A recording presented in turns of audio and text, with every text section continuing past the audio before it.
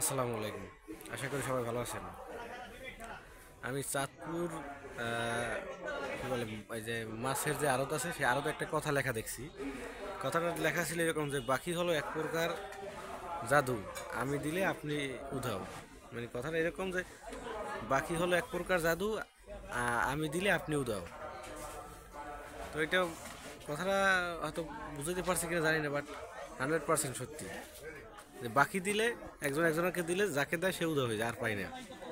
আমি একটা মানুষকে কিছু টাকা ধার দিছি, বলি তাও 5, 8, 13 হাজার টাকা।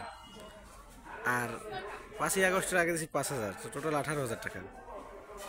তো এখন পর্যন্ত তার কাছ থেকে এক পয়সা নিতে পারি না। উল্টা আমার নিজের বাসা ভাড়া বাবদ 2,000 টাকা চাইতেছি, যে আমার বাসা রুম ভাড়া দেই, তো সেটাও পাইতেছি না। সে তার কাজ শুরু করে যেতেছে, তার ব্যবসা বাণিজ্য চাকরি বাকরি সব চলে, কিন্তু আমার টাকার বেলায় আসলে সে উদাসীন। তো তার সাথে থাকি বা দেখি, না দেখতাম তাইলে হয়তো বিশ্বাস করে, দেখি যেহেতু কিছু বলার নাই। যে এই কথাটা এইটাই ভাবলাম যে আসলে বাকি এবং ধার এটা হলো এক প্রকার জাদু। আমি যদি দেই, কাউকে ধার দেই, কাউকে বাকি দেই, আমি দেই, তাহলে সেও দাও, তাকে আর খুঁজে পাওয়া যাবে না। বাস্তব একটা অভিজ্ঞতা হইল সে।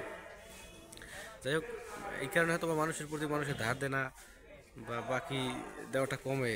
তা আমি কানে ধরছি যে আসলে এই জাতীয় মানুষকে আর ধার দেনা বাকি নাই।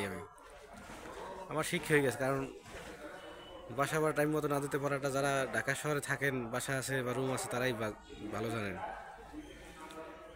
তো আমরা যারা আছি আসলে আমাদের একটু সচেতন হওয়া দরকার, যে আমাদের নিজের স্বার্থ দেখলেই হবে না, অন্য আরেকজন তার দিকেও তাকাইতে হবে। বাকি ধার দেনা ঋণ নিজে করে নিজের স্বার্থ দেখলে হবে না, আরেকজনকেও তো দেখতে হবে যে না আসলে তার সুবিধা অসুবিধা, সেও তো মানুষ। তার কাছ থেকে আমি টাকা নিয়ে হেল্প নিচ্ছি, তাকে আমি সুযোগ দেবো না? তো এটাই। যাই হোক, সবাই ভালো থাকবেন। আসসালামু আলাইকুম।